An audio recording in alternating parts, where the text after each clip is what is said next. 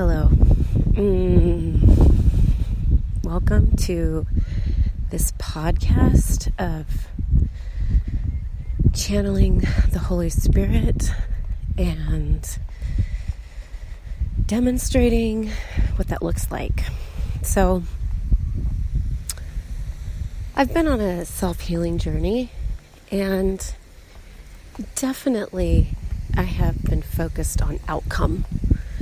And I recently became reunited with my original teacher of the Course in Miracles, Gary Renard.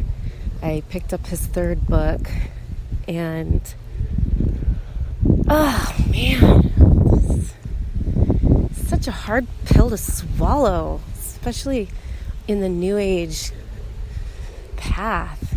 So the book's just all about this isn't real. Don't try to manipulate your reality to make it what you want. Meaning,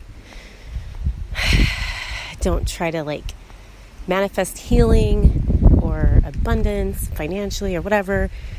The goal of the Course in Miracles, anyways, which is the original word of Jesus, if you really believe it. The goal is to see past the entire illusion, good and bad, and just forgive everything. Forgive the entire illusion and see God's love. That's it. Don't worry if you're sick. Don't worry if you're overweight. Don't worry if you're poor. None of it matters. And I can't argue with that. I can't. But what about the law of attraction and Abraham Hicks and follow your bliss? And so I'm really trying to reconcile again. And I remember I went through this before when I first 10 years ago, when I first started listening to Abraham Hicks. And what I'm realizing is that, first of all, this third book is really, really heavy about there's no compromising on the illusion. There is no spiritualizing this physical reality. That's the part that I think I'm struggling with most. That it's not about how good you are. You don't get points for being spiritual. You don't get points for being healthy. Because God isn't judging you one way or the other. God isn't paying any attention. It's not I thought that this whole reality was about us exploring creation to bring it back to God, right? And I didn't really understand how that worked in with everything. But the Course, according to Gary Renard, says that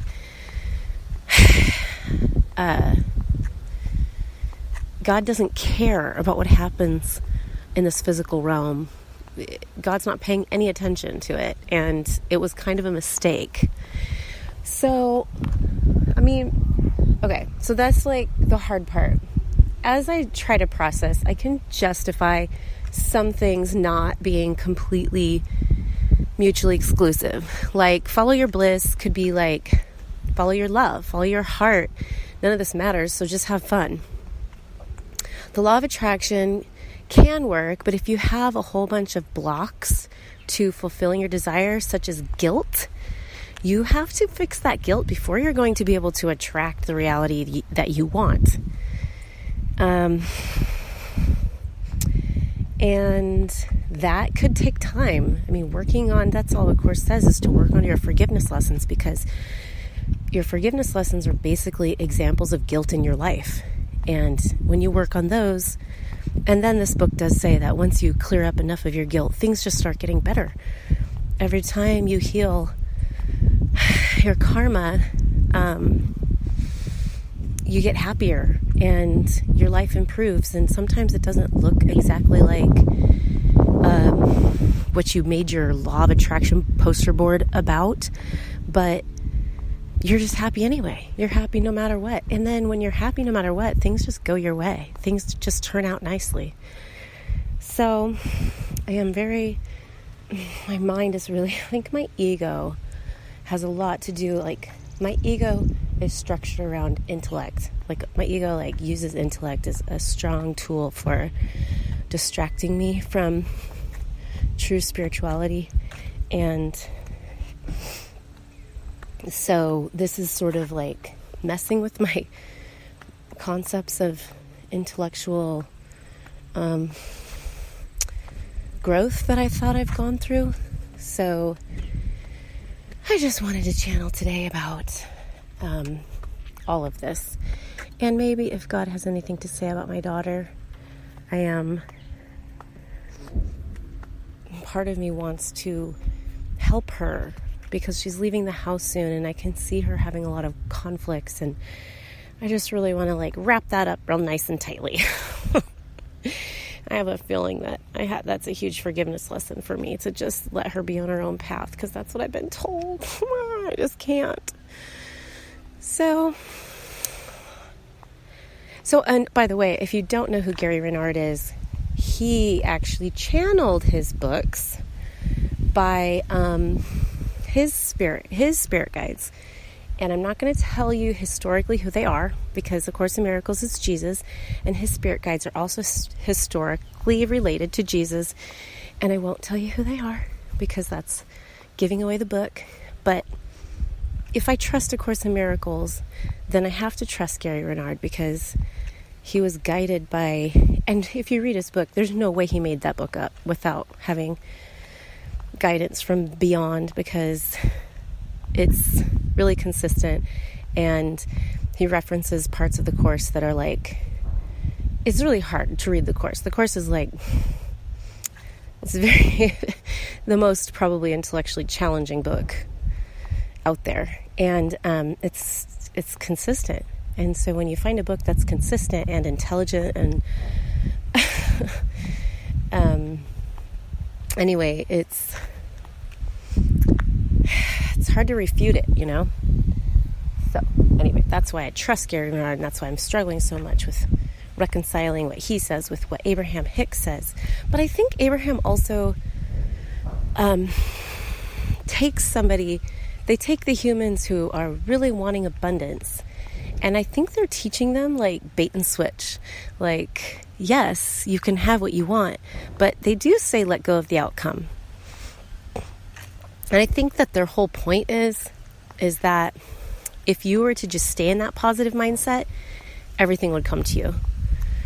So, but people struggle with staying in their positive mindset. So I think their method is trying to get them to use their ego to stay in their positive mindset. I'm not so sure if that would work for everyone, you know? Because I don't think it's really worked for me. It kind of makes me frustrated listening to them. So I don't know. But you've got to explore these different authorities of the spirit path, because what other teachers do we have? When we're not fluent with our Holy Spirit, we need helpers. And these are the helpers in the 3D. So we got to figure out who is our teacher on YouTube or who's written the book we need to read. So anyway, okay, let's channel now.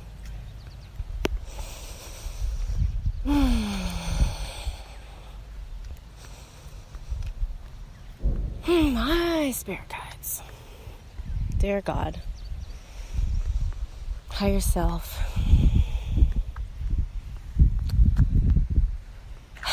what would you have me understand today about spiritual healing? Kelly, if we were to give you a law to follow, to keep it really simple so that it's not making your brain struggle trying to blend the different teachings that you respect, if we were just to give you a simple law, it would be identify love and beauty everywhere you go. That is the path of all spiritual teachings. Identify love and beauty everywhere you go.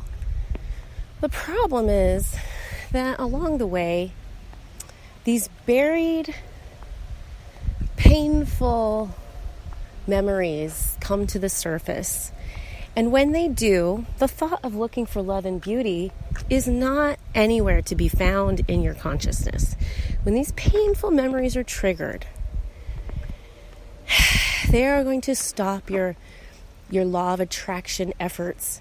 They're going to stop your positive thinking efforts. They're going to stop your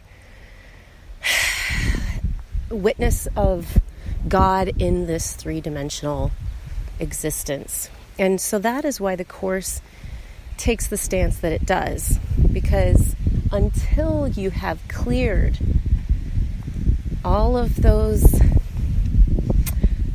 memories that are like nightmares, then you're not going to really get anywhere on the front of like being good and doing good. You're going to get like into coping mechanisms and projecting it out onto other people and, all of that stuff that's just taking you to hell. That is hell. Hell is when you feel mad about something because you're feeling attacked by it, or something makes you feel uncomfortable. Whenever something happens that is of a low frequency emotion, then the thought that's attached to it is often an attack thought. And this is what the Course is talking about when it's referring to the ego. And what this is all really about in the big scheme of things is when you were one with God at one point. You were, even on this earth, you were in sync with God. And then, some dark forces came and manipulated your mind so that you forgot that. And that is what this is all about. And the Course does go on to say that nothing physical is real, which is true. And that is because they want you to release the good and the bad. Because if you strive for just the good in the physical, then you're judging the bad. And in order to release the bad, you have to forgive it. You have to neutralize your witnessing of it.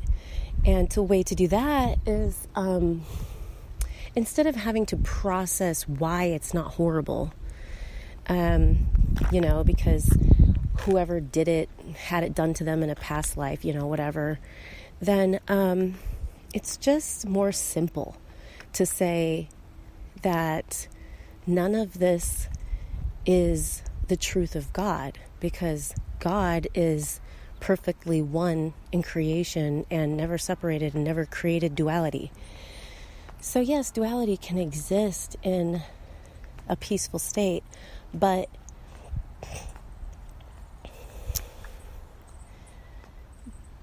once it does, you don't need it anymore. You can stay there as long as you want, but once you've gone through the negative aspects of duality, then your soul really, really just wants to not be in duality anymore, because it just craves the freedom of the energetic flow of love that exists in the higher dimensions. And so it won't really be as satisfying as you think it is at this point. So that's why it's a short-lived happy dream that happens once you've healed your ego. You've healed your karmic history and are existing in 3D as an enlightened being. So it is useful to read the Course because it's something you can commit to that continues to tell you the truth, the truth, the truth, the truth. And that's everything. That's all spiritual paths. And if you,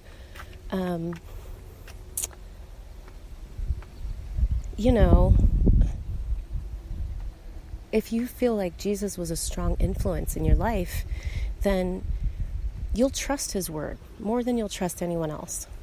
And that's where the Course comes in handy.